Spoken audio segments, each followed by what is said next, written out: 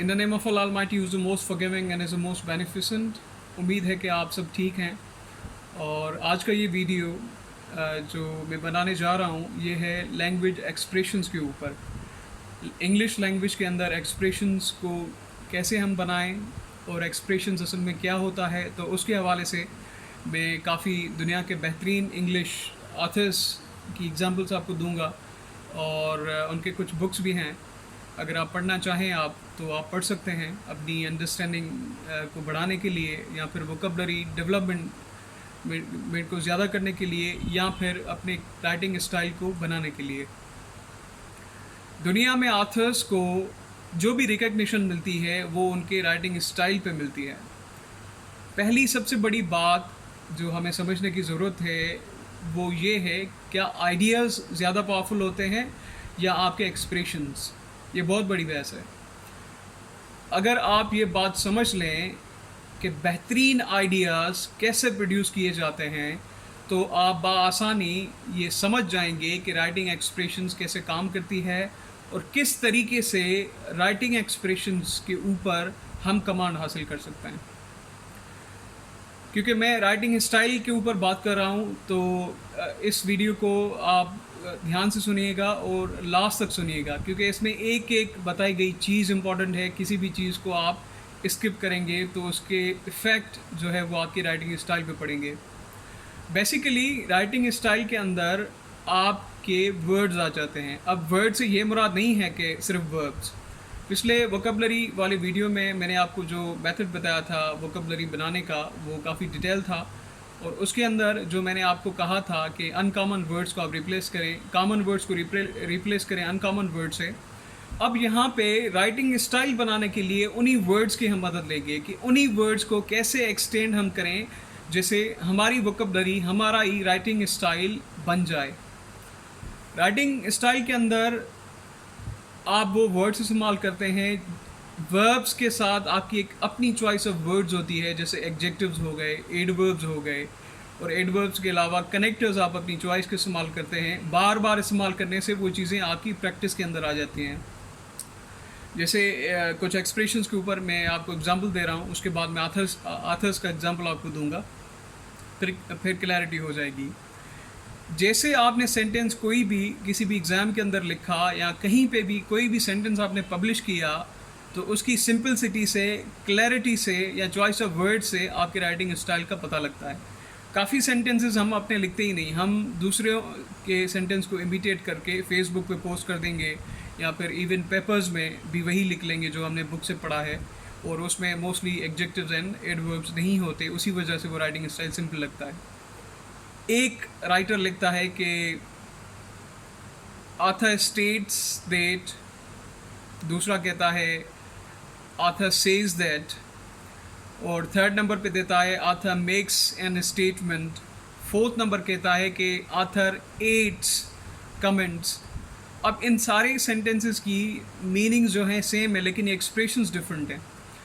एक जगह पे आप, अगर आपके पास ऐसा कोई एक्सप्रेशन है, उसे आप बार बार यूज़ करना चाहते हैं, तो इस तरीके से डिफरेंट तरीके से जो है वो इस्तेमाल करें, जैसे रीडर जो है वो बोर ना हो। दूसरी नंबर बात आप ज़रूर नोट करें, जब भी कोई वर्ब आप लिखेंगे अपनी डायरी में, तो उसके साथ कोशिश करें कि एडजेक्टिव आपके पास हो, या फिर उसी से आप एडवर्ब बनाएं। ये बहुत बड़ी पावरफुल जो है वो लाइंस हो जाती हैं जब आप वर्ड्स के अंदर वर्ब्स और एडजेक्टिव सबसे ज़्यादा इस्तेमाल करते हैं, क्योंकि तब एक्सप्रेशन का एक कॉन्टेक्स्ट आ जाता है कि किस कॉन्टेक्स्ट में आपने बात की है, और एक पर्टिकुलर सर्किल आप खुद ही खींच लेते हैं कि इस एक्सप्रेशन के दायरे के अंदर मैंने अपने सेंटेंस और मीनिंग को बताने की कोशिश की है। तो ये सबसे ज़्यादा एप्रिसिएशंस मिलती हैं यहाँ पे एक ऑथर को। अच्छा, इंग्लिश एक्सप्रेशंस के अंदर आप कोशिश करें कि जो नेगेटिव सेंटेंसेस हैं उनमें नॉट ज़्यादा इस्तेमाल ना करें, क्योंकि नॉट, डू नॉट यूज़ करना, या फिर किसी भी टेंस के अंदर अगर आप नॉट यूज़ करते हैं तो वो एक्सप्रेशन मतलब कभी कभार करें, लेकिन हर वक्त ना करें। कोशिश करें वो वर्ब्स आप फाइंड करें जिनकी मीनिंग नेगेटिव हो, सफिक्सेस लगाएं, प्रीफिक्सेस लगाएं। जैसे कि सेंटेंस है, internet is not accessible not most of the students. अब इसको ऐसा ना लिखें, the internet is not accessible to the most of the students. उसे आप ऐसे लिखें कि इंटरनेट इज़ इनएक्सेसिबल. अब इनएक्सेसिबल पे यहाँ खुद ही वर्ड नेगेटिव हो गया, तो नॉट यूज़ करने की ज़रूरत नहीं पड़ी. अगर कंपैरिजन आपको करनी है तो कंपैरिजन के एक्सप्रेशंस आप सेंटेंस स्ट्रक्चर से निकाल के वो यूज़ करें. सिचुएशंस अगर यूज़ करनी है तो वहाँ पे नीदर नॉर यूज़ करें, ईदर और यूज़ करें, कंडीशनल सेंटेंसेस यूज़ करें, कंपाउंड सेंटेंसेस यूज़ करें, कॉम्प्लेक्स सेंटेंसेस भी यूज़ करें. अगर वैरायटी ऑफ सेंटेंसेस आपको ज़्यादा एक पैराग्राफ के अंदर लिखनी है. एक सिंपल सेंटेंस से अगर सारा पैराग्राफ आप लिखते जाएंगे तो फिर मज़ा नहीं होगा. ओपनिंग आप अलग सेंटेंस से करें और बॉडी के अंदर अलग टाइप ऑफ सेंटेंसेस को इस्तेमाल करें. कहीं पे शॉर्ट एक्सप्रेशंस लगाएं, कहीं पे लॉन्ग लगाएं. शुरू में हो सकता है कि आपको थोड़ी सी मुश्किल हो 1-2 वीक्स में, लेकिन जब आप बार बार लिखेंगे तो लैंग्वेज के ऊपर आपको कमांड आ जाएगी और ख़ास करके एक्सप्रेशंस के ऊपर आपको कमांड आ जाएगी. एक बात यहाँ पे नोट ज़रूर करें, अगर एक्सप्रेशंस के ऊपर आपने कमांड हासिल कर ली तो फिर वोकैबुलरी आप कभी भी भूल नहीं पाएंगे, क्योंकि लैंग्वेज का स्टाइल स्टैंड ही एक्सप्रेशंस पे करता है. बाकी वर्ब्स तो सिंपल सी बात है, 10 वर्ब्स एक ही वर्ड के आपके पास होंगे, 2 आपको नहीं भी आ रहे तो कोई इशू है ही नहीं, बाकी 8 वर्ड्स तो आपके पास हैं. तो सेंटेंस स्ट्रक्चर यहाँ पे बहुत मैटर करता है. अब मैं एग्जांपल आपको दूंगा शशि थरूर की. शशि थरूर एक बहुत बड़ा नाम है, वो इस वक्त तो कांग्रेस के MP हैं, लेकिन I must appreciate his style of writing. Shashi Tharoor ने तकरीबन 17 बुक्स लिखी हैं. तकरीबन वो पॉलिटिक्स पे हैं, कुछ बायोग्राफी है, जैसे नेहरू पे उन्होंने लिखी है, उसके बाद जो है वो इंडियन हिस्ट्री पे उन्होंने लिखी है. तो शशि थरूर का जो स्टाइल है, उनकी जो चॉइस ऑफ वोकैबुलरी है, वो दुनिया में सिर्फ चंद लोग ही, एक मिनॉरिटी ही यूज़ करते हैं. उनके ट्विटर हैंडल के अंदर उन्होंने 2 वर्ड्स यूज़ किए थे जो काफ़ी वायरल हो चुके थे पूरी दुनिया में, और ऑक्सफोर्ड यूनिवर्सिटी प्रेस ने खुद उन्हें जो है वो अप्रिशिएट किया था कि वर्ड फ्रागो सबसे ज़्यादा इस्तेमाल शशि थरूर की वजह से ट्विटर पे हुआ है. Farrago and snollygoster. Snollygoster means a corrupt politician और फ्रागो मीन्स अ मिक्सचर. तो ऐसे words, short and concise words अगर आप यूज़ कर सकते हैं तो ज़्यादा करें. उसके अलावा अरुंधति रॉय भी एक बहुत बड़ा नाम है हिंदुस्तान के अंदर. उनके बुक को 1997 में बुकर प्राइज़ भी मिला था. The God of small things उन्होंने एक नावल लिखा था. तो उनको जो अवार्ड मिला वो स्टोरी की बेसिस पे तो उन्हें मिला, लेकिन सबसे ज़्यादा जो अर्निंग ऑथर्स की होती है या रिकग्निशन उन्हें मिलती है, वो मिलती है उनके स्टाइल के लिए कि किस तरीके की वोकैबुलरी उन लोगों ने इस्तेमाल की है और लोगों ने कितना उसको पसंद किया है. तो ये क्वालिटी है. 1952 में लिटरेचर का नोबेल प्राइज़ मिला था अर्नेस्ट हेमिंगवे को. उन्होंने एक बुक लिखी थी, the old man and the sea. एक छोटी सी बुक है, वो अगर आप बैठें तो 4 घंटे के अंदर आप वो पूरी बुक पढ़ सकते हैं.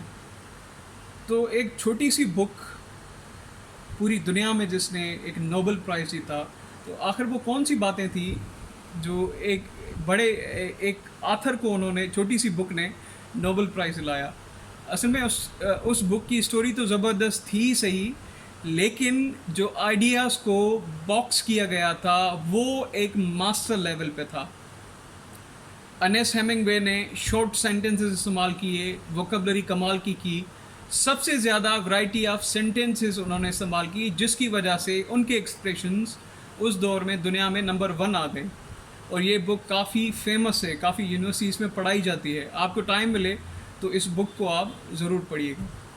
दूसरी बुक काफ़ी ज़बरदस्त है स्टोरी के हवाले से और एक्सप्रेशंस के हवाले से, वो है द अल्केमिस्ट. द अल्केमिस्ट काफ़ी पुराना नावल है, लेकिन अब भी उसका जो वैल्यू है, उसका जो स्टाइल है, वो अभी तक रेफ़र किया जाता है पढ़ने के लिए. उसकी स्टोरी भी ज़बरदस्त है, लेकिन उसमें जो चॉइस ऑफ वर्ड्स ऑथर ने यूज़ की हैं, पालो कोलो ने, उनको भी इंग्लिश में इसी तरीके से ट्रांसलेट किया गया है. तो सीन को सीन से कनेक्ट करना ये ऑथर की सबसे बड़ी ताकत होती है, और ये मास्टरी लेवल है इंग्लिश एक्सप्रेशंस के अंदर. और मास्टरी लेवल को इतनी डिफ़िकल्ट नहीं कि आपको 3 से 4 साल लग जाएंगे डेवलप करने में, 6 से 7 महीने लग सकते हैं. सबसे पहले जब आप अपना राइटिंग स्टाइल बनाएंगे तो ग्रामेटिकल मिस्टेक्स आपकी ख़त्म होंगी, वर्ड्स को आप सही तरीके से इस्तेमाल करेंगे। बाद में एक्सप्रेशंस आपकी रीडिंग में, आपकी वोकेबलरी में आहिस्ता ऐसा ऐड होते जाएंगे। तो ये चीज़ें खुद ही प्रोसेस हो जाएंगी। आप सिर्फ अपनी हैबिट्स बना लें, डेली आधा घंटा 10 मिनट लिखें, कुछ ना कुछ पढ़ें, अपने आप को आउट ऑफ प्रैक्टिस ना करें। ज़्यादा से ज़्यादा वो वर्ड्स इस्तेमाल करने की कोशिश करें जिन सेंटेंस में आप नॉट इस्तेमाल ना करें। सफिक्सेस लगाएं, प्रीफिक्सेस लगाएं और उन्हीं वर्ड्स के साथ एडवर्ब्स और एडजेक्टिव्स भी लगाएं। अगर एडवर्ब्स आपके पास रेडीमेड नहीं हैं तो फिर जो टेक्निक है अफिक्सेशन की, तो उस तरीके से आप एडवर्ब लगाएं, तो ये भी काफ़ी बेहतरीन तरीका हो जाएगा आपका अपना स्टाइल जो है वो इम्प्रूव करने के लिए। स्टाइल में कुछ दूसरी बातें भी होती हैं, जैसे आपकी अपनी चॉइस ऑफ टॉपिक। अगर आप पॉलिटिक्स में इंटरेस्टेड हैं तो करंट अफेयर्स पे आपके एक्सप्रेशन बहुत ज़बरदस्त होंगे, क्योंकि फिर आप पढ़ेंगे, मेहनत करेंगे और वर्ड्स उस तरीके के सबसे ज़्यादा इस्तेमाल करेंगे। अगर आपका इंटरेस्ट हिस्ट्री में है तो हिस्टोरिकल पर्सपेक्टिव जिन चीज़ों का है उसको आप बेहतरीन तरीके से समझेंगे, तो उन पे आप अपनी राइटिंग को पहचानेंगे। तो ये भी बात बहुत अहम है कि आप अपने आप को पहचानें कि मेरी एक्सपर्टीज़ राइटिंग की किस फील्ड में है। मल्टी टैलेंटेड तो आप हो सकते हैं और हरफन मौला भी हो सकते हैं, हर तरीके का टॉपिक आप लिख सकते हैं, लेकिन अपने आप को डिस्कवर करें कि मेरे अंदर कौन सी क्वालिटीज़ हैं, किस किस राइटिंग की फील्ड में या किस चॉइस ऑफ टॉपिक्स की तरफ से सबसे ज़्यादा मैं मजबूत हूँ। जिनके अंदर आप वीक हैं तो उनमें अपने आप को ज़्यादा मजबूत करें। अच्छा, राइटिंग एक्सप्रेशंस के लिए एक लास्ट बात मैं आपको बताना चाहूँगा कि जब भी कोई भी पीस ऑफ राइटिंग अगर आप प्रोड्यूस करें या करना चाहते हैं तो पहले आप होमवर्क ज़रूर करें, डेटा कलेक्ट करें, चॉइस ऑफ वर्ड्स अपने सामने रखें, उन वर्ड्स की लिस्ट निकालें जो आप यूज़ करना चाहते हैं। फिर जब आप लिखें रिव्यू करें, अगर रिप्लेस वर्ड्स करने पड़े तो करें। पहले मरहले में ऐसा ही होता है, कुछ मंथ्स में जो पहली आपकी इनिशियल राइटिंग होती है, जब तक आपको आदत पड़े तब तक वो चीज़ें आपकी मेमोरी के अंदर स्टोर हो जाएंगी और फिर उनको यूज़ करना कोई ज़्यादा प्रॉब्लम नहीं होगा। तो वोकेबलरी पे कमांड हासिल करने के बाद आप डायरेक्टली अपने राइटिंग स्किल्स पे काम करना स्टार्ट करें। तो आई होप आपको ये सारे जो आइडियाज़ हैं वो पसंद आए होंगे। ज़्यादा मैं कोशिश करूँगा कि वीडियोस बनाऊँ राइटिंग स्किल्स के ऊपर, क्योंकि राइटिंग स्किल एक बहुत बड़ा सब्जेक्ट है, वो एक वीडियो में नहीं समा सकता, उसके अलग अलग आस्पेक्ट्स हैं। तो मेरी पूरी कोशिश होगी हर एक आस्पेक्ट पे आपको इंट्रोडक्शन देता चलूँ और मेथड्स जो है वो मैं आपके साथ शेयर करता चलूँ, जैसे आपको कोई मुश्किल ना हो कोई भी बात समझने में। क्वेश्चंस अगर कोई भी आपको हो तो आप मुझसे पूछ सकते हैं, कमेंट में आप लिख सकते हैं, जैसे ज़्यादा से ज़्यादा कोशिश कर सकूं मैं कि मैं आपको आंसर्स दे सकूं। या फिर अगर किसी भी इंग्लिश ग्रामर में या फिर रीडिंग राइटिंग स्किल्स में, स्पोकन में, लिसनिंग में कोई भी अगर आपको प्रॉब्लम है तो आप जो है वो मुझसे कांटेक्ट कर सकते हैं फेसबुक के थ्रू या फिर यूट्यूब के थ्रू। कमेंट ही आप लिख लें, मैं आपकी डिमांड पे भी कोशिश करूँगा कि उस टॉपिक के ऊपर मैं वीडियो बनाऊँ। Thank you so much.